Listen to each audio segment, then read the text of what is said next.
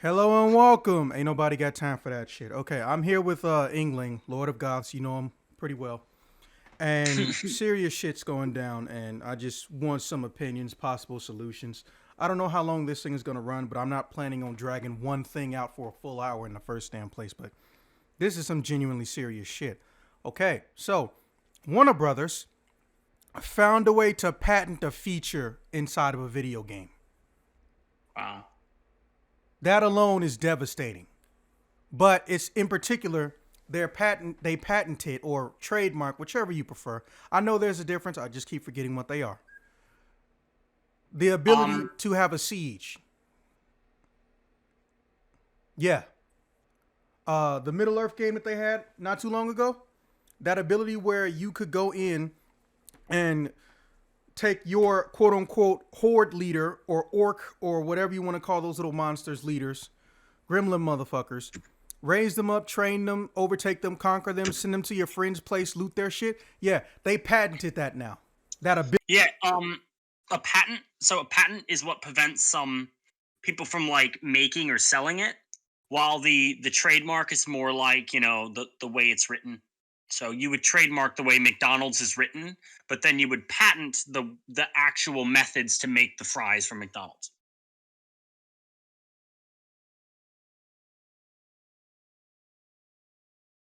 So that's what it is. Like you often do both because you often patent and trademark the way something is marketed. You know. So you own both the way it's displayed, which is the trademark, and you own the way it's made and how it's sold and how you buy it, which is the patent covers that. So what they did is they patented, you're saying Siege, which is, it's fucking ridiculous, isn't it? Sorry for the swear, but it's fucking ridiculous. I mean, I have fucking strategy games that are older than Warner Brothers even making a single game that I can put in with a fucking disc, which have some form of siege mechanic in it. I play a lot of strategy games. Most of those have sieges. Total War is basically largely that, and it's older than the Lord of the Rings games that Warner Brothers makes. Total War is sort of like a grand strategy where you have a map that's like Risk, but much more complicated. And then you can actually, when you fight a battle, you fight it more on foot and like that. Like a Battlefront battle, more or less. And sometimes you fight it from an aerial perspective. Sometimes in some of the games you fight it as like a soldier on the field. So the games vary, and it's by no means owned by them. It's just something that's been around. Yeah, fucking. I hate these companies. They did this with. I work with a lot of history and stuff, and they did this with genomes. They actually patented. This is going to sound ridiculous if you're not familiar with this. They patented your genes that they discovered conditions that aren't known to show any sort of health negative right now or health positive. They've patented them. So you can't get information on those, or you can't access that without them being paid, because they claim credit for really examining those genes, which are something that's older than any company, right? Absolutely ridiculous. I'm pissed on so many fucking levels, and I don't know why you're apologizing for swearing because this is the equivalent of shit rolling down the hill. They just took the shit on the industry, and it's only going to roll downhill. You and I Well, the both know. problem is now all these other assholes like Sony are gonna fucking patent their shit out of worry, and it's gonna be a real bitch on us, the consumer. And now I don't care that I'm swearing. Fuck it. It's fucking shit. It's fucking bullshit. They know they're pulling bullshit, and they're gonna get away with it because nobody gives a fuck, because they have a lot more money than everyone else. Even though the consumer, if they all pooled together in some coordinated motion, could easily change this, nobody ever has the fucking where say or hearsay to do that. And we just end up stuck with whatever bullshit they put on us because, frankly, we've all turned into a bunch of pussies since the American Revolution around the globe. God, fucking ridiculous shit. I mean, it's like they arranged a boycott of their own home country, and which, being English, it's my home country, but They arranged a boycott of the entire country that was in charge of them, from fucking 13 colonies where you had to send letters to even contact with people. And we have cell phones and modern technology and we can't even boycott a fucking streaming service? Come on. Where's the courage, right? I mean, it's been less than 48 hours since this happened. So, Yeah. I mean, there was bravery. There's bravery since then. You know, you have World War II and there's pretty brave people out there. But it's just like we let companies walk all over us. We just assume we can't do anything and you know, there's no one who can really coordinate it. You know, it's just it's not what you want to see. It's amazing that you have all these forms of communication that you could coordinate people in a way never done before. And all you get out of it is a bunch of protests and riots and sieges on the capital. You don't get any reform. Where's the reform? I mean, I know Hong Kong had some protests that were reform oriented, but China's not really the same beast where you can really get stuff done doing that. We have all this power here, and we just don't use it. Ah, assholes. I mean, if it affects strategy games, which I enjoy, I'm gonna be really, which it will. I'll be really upset. Consoles is what they're mainly gonna affect, I think, because it's pretty hard to damage PC. They'll just sue them or something like that. But you know, it's a shame. People get really into those games through consoles, and it reduces the quality and it reduces the way artists. Let's say it like it is. Artists can really create a unique thing. I feel very strongly that the public domain is way too long, and that was Disney's doing. And that, oh, if I invented this, I get to hold on to it for X amount of time until it's public domain. So uh, Disney, who actually profiteered off of the public domain because they used stories that are public domain. So people that aren't familiar with public domain means it's owned by everyone. Nobody owns the nobody owns Rapunzel. The story Rapunzel can be told anyway because nobody owns Rapunzel. Rapunzel is part of European and mostly German culture. That was a folk tale that been told to children, and it's owned by everyone. German or not, Polish or not, doesn't matter. Owned by everyone because it's been part of the culture for long enough. So Huckleberry Finn, American novel 1800s, is owned by everyone.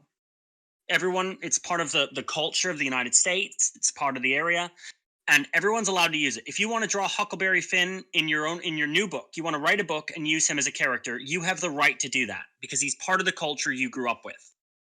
Disney didn't want Mickey Mouse to become this, to become public so that anyone could use Mickey Mouse as a beloved cultural icon. So they extended the time for the expiration of this exponentially, like doubled it. Used to be, I think, 50 years for it to become public domain. They made it 100, and they're going to try to make it again because the release of Steamboat Willie is coming up 1928. So they're going to try to push it for probably 120 or 125 years. And this could if Warner Brothers gets their way with this, it's going to fall under that. It's going to fall under you know public domain law, and that's just bullshit. Fucking wait 100 years, and they'll try to push with Disney on that as well to extend it. So and the reason I say Disney profiteered off of this, look at their first stories: Snow White, fucking Cinderella, Sleeping Beauty, Alice in Wonderland. All of these are public domain. All of them. Alice in Wonderland was written in the 1800s. It became public domain before they made the movie. Sleeping Beauty, Snow White, these are stories and folk tales from, a lot of them from Germany, but Europe in general and, just part of the world. They don't belong to anyone. They belong to everyone. It's stupid. It's like using a US map for the most part, not all of them. If someone draws them a certain way, they're unique, but for the most part, the US map is public domain. You can use it in your book. You can use it for whatever you want. It's yours to use. And it's just ridiculous that companies think they can just own shit that's you grew up with, right? Like It's part of who you are. I don't know. I feel strongly about it. Maybe I'm ranting. What are your thoughts? Well, for one thing, you're kind of sort of here to rant, so it's not like you're fucking wrong. Literally, you didn't say anything I disagreed with. In fact, I'm almost mad you got to bring up that whole Disney thing before I did, because people don't realize the reason public domain laws expand is damn near wholeheartedly just Disney lobbyists. Oh yeah, Disney, and now other people have branched onto it. Disney sort of started it, as they do.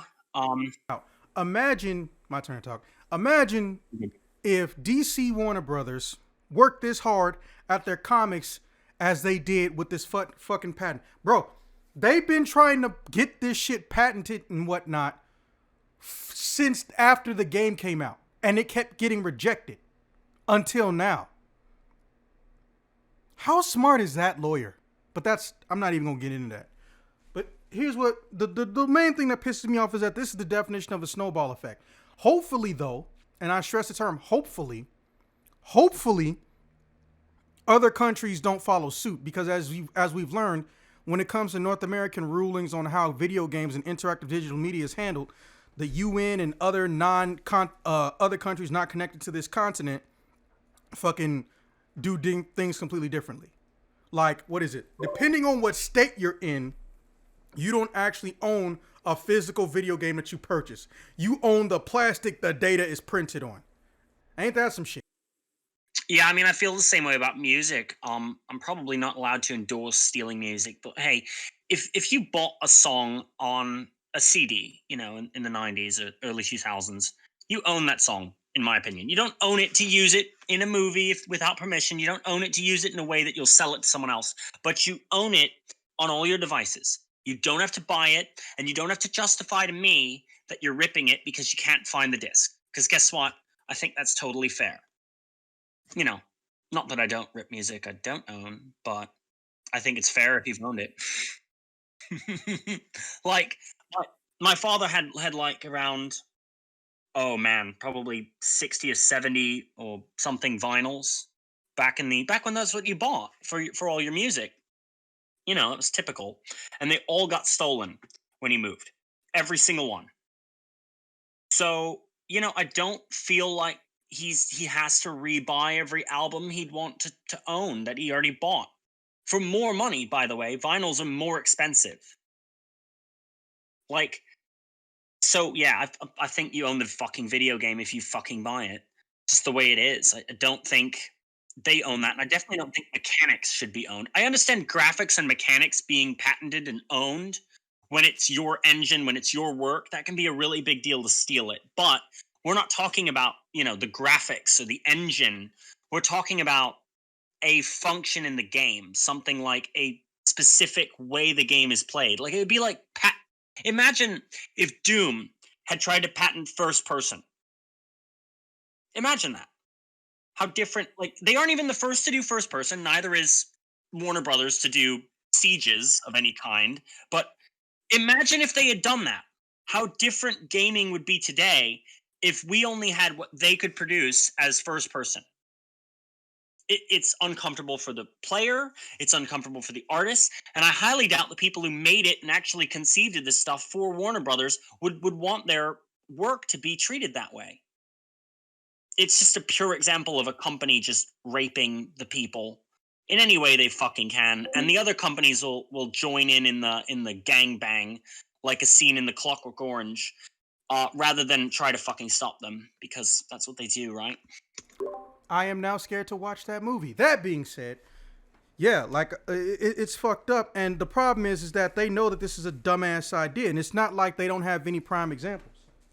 Listen, when people are too dumb to challenge dumb shit, we end up with the Japanese situation. And before someone misinterprets that into something racist, what I mean by that is, did you know that you cannot legally rent a video game in Japan? No, I had no idea. Yeah. The old president of Nintendo, the one who was an asshole, not Satoru Iwata, just so we're clear, but it was the guy before him, because there used to be a family-run and owned and operated company until he passed the reins to Satoru Iwata. But that guy the one who hated and did not respect people that played RPGs, yeah, he did that because he thought it would increase the chances of a sale. Or at least that's what the current estimation is because again, the motherfucker dead. Yeah, they do that. That's the same thing with backwards compatibility that they thought people would rebuy all their crap, but then, I actually think it hurts and I'm sure this is the majority party's view in this. I don't want to say party, but I'm saying it in a joking way of listeners here and of people who are speaking here is that backwards compatibility increases sales because people are more likely to buy something they can play their old games on. Um, you know, I think that's just something we all agree on in general. So they just think that people will buy it again. Yeah, so basically the thing about these patents is that even the companies that do get some, they don't enforce them because they're not stupid.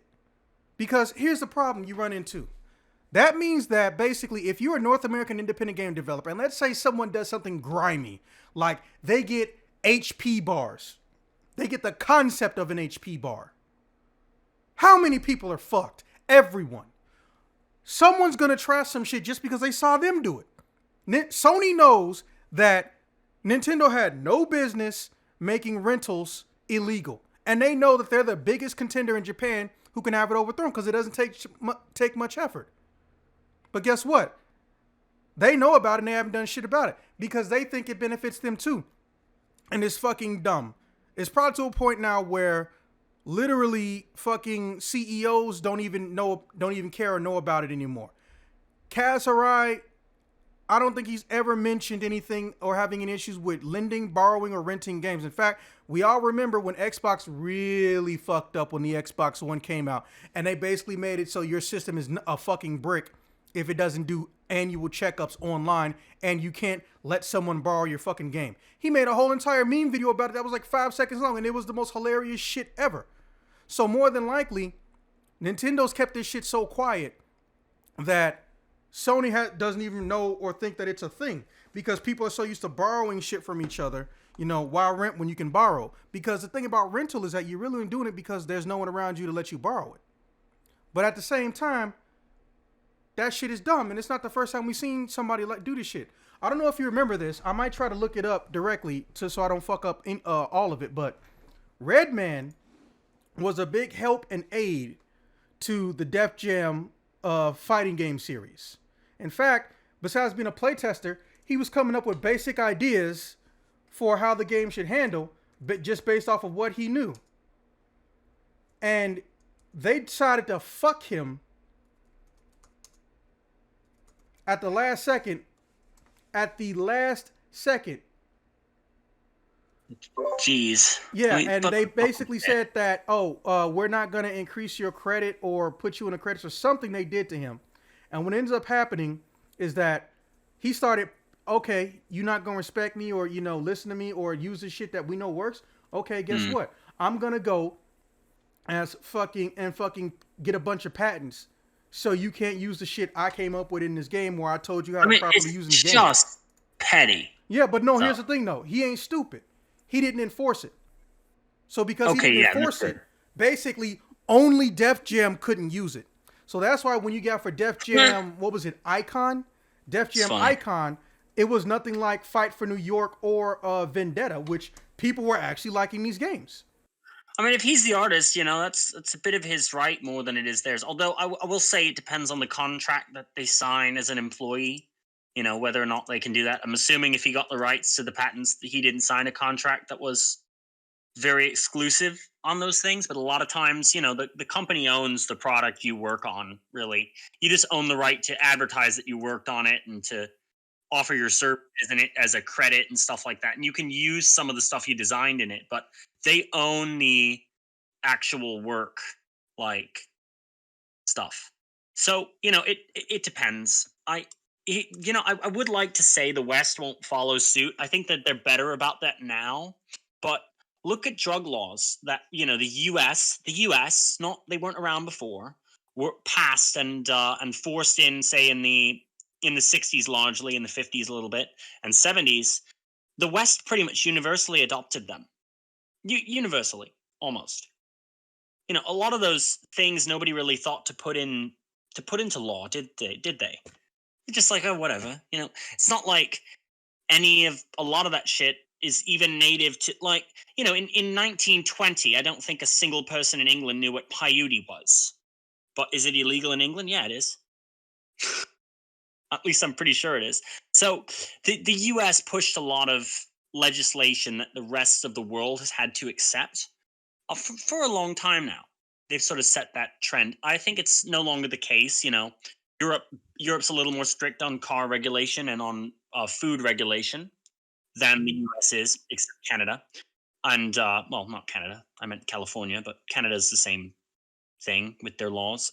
They don't really completely follow the US, but they're more subject to the US.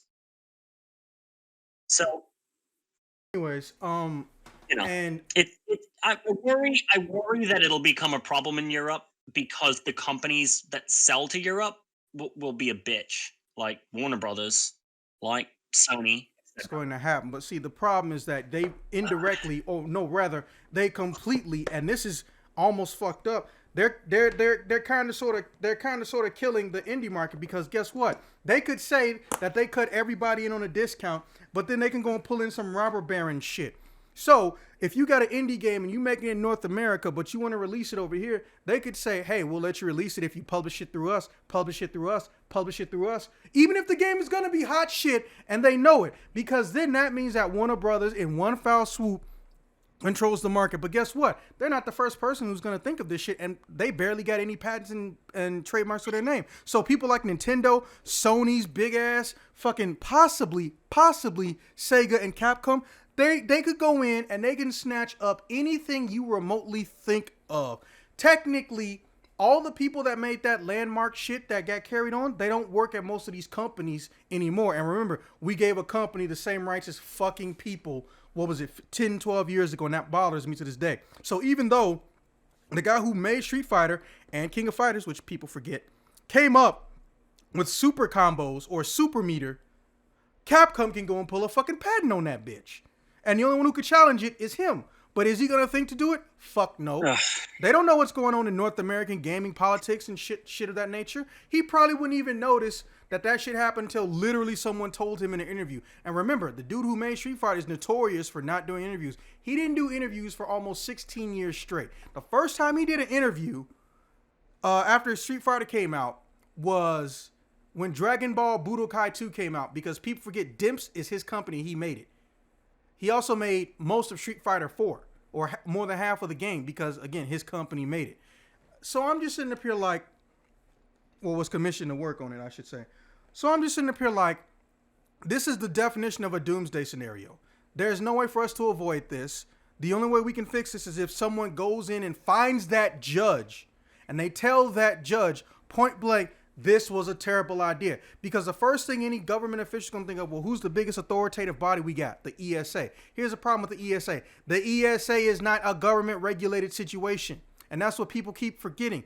That private companies regulating their own shit always ends with government regulation coming in, and they increase what they do and the security, because these companies are going to get lax as soon as they realize they can get profit from something. It's that fucking simple. The FDA only exists, I'm sorry, not the FDA, the USDA only exists because people working at meat packing plants was telling literally the whole government, yo, you need to stop these guys because they're fucking up shit. It never changes. Why do we have environmental protection programs? Because giant ass corporations will fuck up the environment and not give a shit if it means they get profit. Or they'll make good environment, healthy weather system a premium price only for fucking rich people.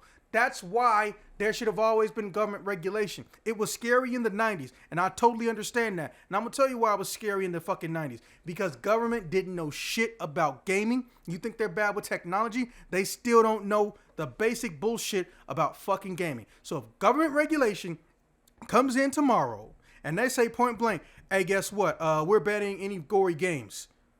It might take us years to get that shit fixed. We might turn into basically reverse Australia.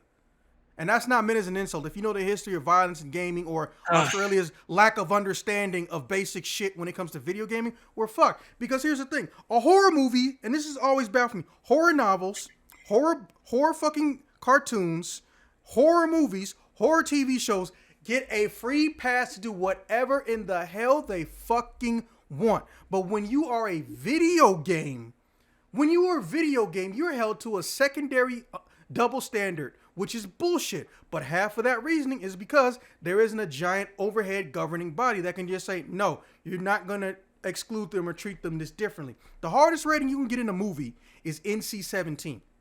Basically, it's literally pornography mixed with human emulation of gore.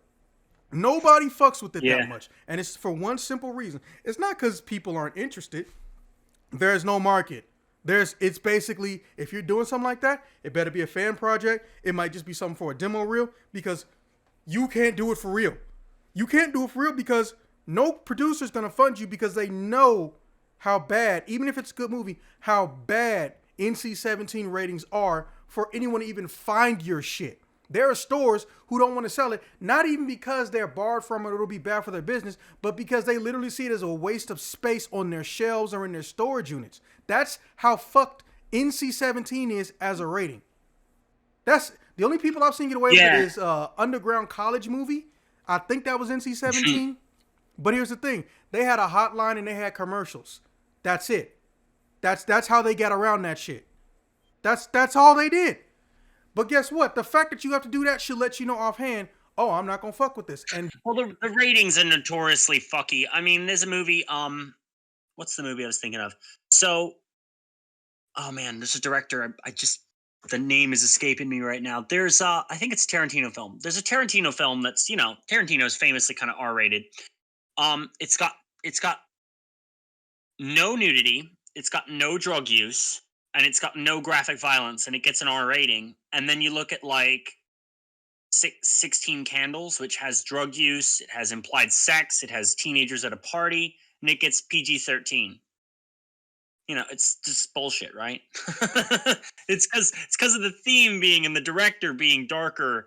They give it a higher rating, and it's actually no one really knows who rates all that stuff. It's just like tomatoes. It's more strict, or actually it's more upheld, because a lot of people kept saying, well, the Russo brothers kept saying, we don't understand why our movie is getting a rated R in all these foreign countries. Like, first off, I know you can't say shit because you're under NDA, but you ain't stupid. You know exactly why that shit was getting an R movie literally out everywhere outside North America. Because there's a fucking beheading and blood squirts out of the neck. That's why. That's why. And I'm just sitting up here like, this is fucking frightening. The ESA, you know what? They don't even have to abolish or erase themselves. But the ESA needs to exist as like a little brother or the child of a government entity. They don't want, and the main reason they don't even want federal regulation ain't even because, realistically speaking, because they're going to fuck everything up. No, it's because they're scared of anybody else being in charge. That's it. Because if you stop and think about it, and you really stop and think about it, their organization, the ESRB, courtesy of the ESA, that was a knee-jerk, frightening reaction from government coming down on them. Nintendo didn't even need to even be involved with that shit, but they're in there. Capcom, I think, is in there too. But here's what happened. They realized that a universal standard needs to happen. So they brought up a union. Ironic, because most of these companies don't want their employees to unionize, or will try to bar you from unionizing or working for them if you even dream of the dimension of the word union. That's so ironic, and again, double standards. Hypocritical, if you will. But here's the main part that pisses me the fuck off the most. They made an announcement about it. I know that seems weird, like, well, why the fuck does that piss you off the most? Do you know how many patents and trademarks get filed that no one fucking knows about until or unless they involve a video game system? Literally, the only time patent registration lookups make the news or YouTube is when it involves video games. That's it. When have you ever woke up and your news tweet feed or YouTube feed or Good Morning America was blowing up because, oh shit, the Jack LaLanne Power Juicer filed a new patent? No, it's only video games. And movie title trademarks, but that don't mean shit. And then they always sit on the shit, even if they don't use it. Look no further than Darkstalkers. I like how people say Darkstalkers aren't dead. Well, guess what? That's just a fucking shirt. In reality, Darkstalkers is a merchandising lane that Capcom uses to get fucking merchandise money from because they will not put effort into a new title. They're renewing the license so they can renew the characters so they can renew the money that they get from whoring out Morgan. And that's barely even hyperbole because here's the thing. Of all the characters in Darkstalker, the most prominent one you've seen, not just in smutty fan art and really low-grade shitty porn or porn where Morgan magically has a dick, which tired of seeing that shit in my feed, is because they learned very early, like a lot of other companies tried to do, the best way to make money wasn't to sell good video games. It was actually to make it so people are buying merchandise from your product. And it's fucked up, but that's how they thought back then. Because remember, from the creation of the video games as an industry to right now, the vast majority of video game CEOs and shareholders collectively do not play games or barely touch video games. Well, yeah, they're about selling it. You know, they're not about using it. Exactly. Understanding it. Exactly. So, fucking the only time that was an exception, and debate that how you will, was when the PS3 came out. You know why? Because it was the only, if not cheapest, Blu-ray player at the time. That's why a lot of people had a PS3. I know people who literally only bought a PS3, older people, because it was a Blu-ray player. And they had HD screens. So, that's the biggest problem, because if they hadn't have done this and if no one had said something and they said, well, people are free to make their own version, we know that's a fucking lie. They want to just get money. If Warner Brothers truly cared about making good products, they would have just made good products. Look at the entire lineup of DC streaming service, DC Universe. People have been saying 70% of these shows are garbage, but they keep getting new seasons, and the good shows get fucked over, or the good shows, I shit you not, will only have 1 or 2 seasons, or it's a really, really old show that they're not doing anything with anymore. And then at the same time, they can't even properly keep the licensing to shit. They also prefer to sell it out. Everyone knows that the Batman animated cartoon show and the sequel to it, they didn't even have to end it, the Batman and Robin cartoon show from the late 80s to the 90s, was one of the best animated, also cartoon shows, period, not just in North America. But HBO is trying to get the license so they can make a sequel to it. But it's a DC property. But DC didn't think to make a fucking sequel. But they keep giving Titans, a show that is so disturbingly bad, the actors openly admit it on Twitter because they don't want to look like they're defending it, keeps getting new seasons. Batwoman didn't get canceled because the original actor left. The original actor saw how terrible the show was, so she left. A new actor coming in doesn't mean shit. Yeah, well, it doesn't people mean are watching the show because it's a black bat person. No, bitch, no. Everyone and their mom knows that comic books have alternate dimension stories damn near every fucking year. Everyone knows that. There is nobody who has seen a North American graphic novel that is not aware of 2 words, what if. Marvel even has a brand new animated show coming out that is literally just nothing but what if series. It's basically the Twilight Zone, except it doesn't always end with some horrible shit for Marvel, coming on Disney+. It's the same shit with Last of Us 2.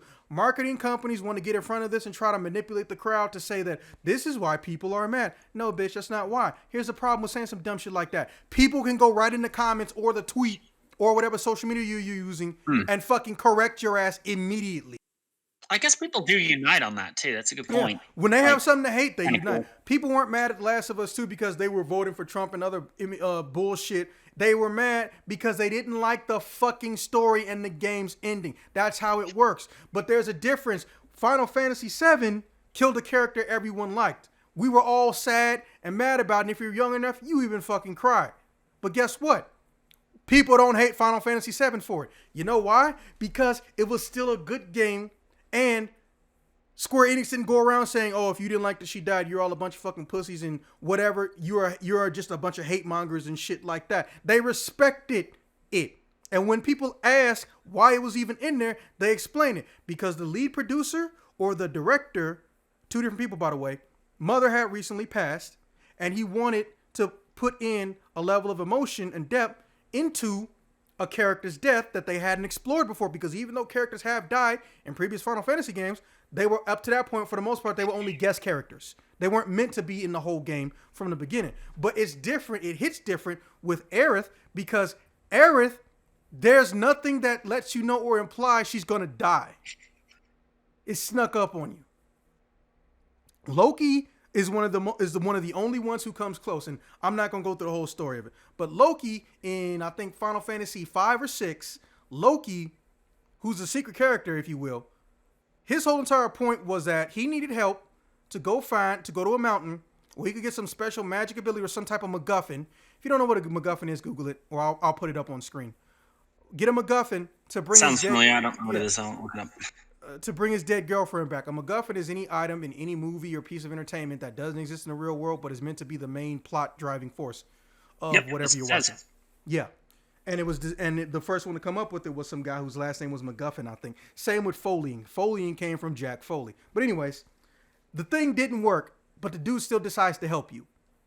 That was sad, because you went through this whole side quest to help somebody who just wanted to bring back a loved one, only to find out, tough titty, bro. Life's a bitch. But here's the thing. It's not the same as Aerith. You got to keep Loki. You never got to keep his girlfriend. His girlfriend has shit to do with it. They've done this before, and they've done this after Final Fantasy VII. But Aerith hits different because of how good the story was and how she was portrayed and everything that happened before then. She kept going in your party. She kept getting taken out of your party. She comes back in. Then she willfully leaves. So a tension builds up. Like, why is she doing this? Man, am I going to have to fight a boss to get her back? Do I have enough material, equipment? Blah, blah, blah, blah, blah. Nah, she just gone, homie. And then on top of that, you can even meet her ghost later on in the game. It doesn't talk to you, but you can still meet her ghost later on in the fucking game. And it was basically meant to show you that Aerith is, in fact, still conscious of, or she still has self-awareness in the live stream, which most people don't get to have after a certain point in time. But anyways, that's why. And I'm curious to see how the fuck they're going to try to manipulate this situation. Because I honestly think what happened is Warner Brothers as a whole, not NetherRealm Studios, but they might try some shit like that. Warner Brothers now sees that since they done this, the shareholders and stockholders, they're probably going to try other shit. Because I think I can almost guarantee you what happened. Somebody decided they wanted to get money since they couldn't really properly merchandise a lot of Mortal Kombat as well as they could other shit. They want to get money in between these games being made, and they want it for more than just DLC and gambling cosmetic shit being made. So they just said, okay, well, what else can we do with the game industry? Steal. North America's in trouble. The EU's not going to be in trouble. And who else am I? Yeah, they'll manage. Yeah, they're going to say, get the fuck out of here. That's what they're going to say wholeheartedly. I don't know about South America. Because first off, Warner Brothers' presence in South America has never been big. I think legit they just basically use the South American branch for a distribution hub and localization. They don't do anything else out of there. Yeah, it'll never fly as marketing in Europe. Europe even wants Apple to stop making fucking chargers that are different and all those other companies like Google. They want everyone to make the same shape charger, and they actually view it as assaulting the consumer when it's different, which is pretty awesome. But anyways, here's the thing though. I don't know if you remember the phone charger apocalypse of the late 90s, do you? Yeah, I know. Yeah, well, the United Nations and some other entity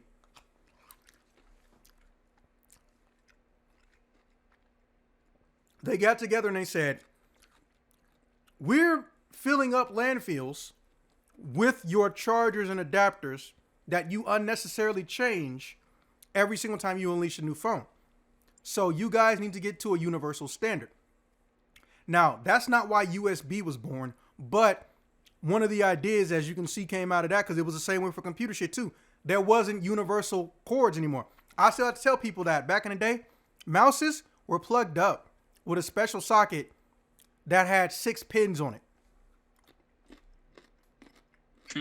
Yeah. I know. I remember when they changed everything. Like, oh, no, it's just, the listener might not. So, I was just sitting up here like, there is no end to the level of greed of an industry that has no regulation.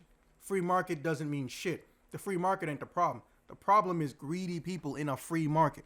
Greedy people in a free market fuck up. Point blank. And that's what Warner Brothers is doing right now. I'm disgusted. Well, Yo, that's why we have protectionism in the free market, and we'll see. We'll see if that is able to back it off. Hopefully. yeah.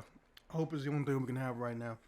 Okay, with that being said, this breaking token games news shit comes to an end. And enjoy the new intros, outros. I might do a transition, I don't know, of all of this material. Oh my god, this shit is just I'm genuinely scared. Like I don't have a joke here. Man does not scare me, even if I didn't. My maybe upbringing, maybe because I was in the military. Man doesn't scare me. Corporations, on the other hand, terrify the shit out of me sometimes.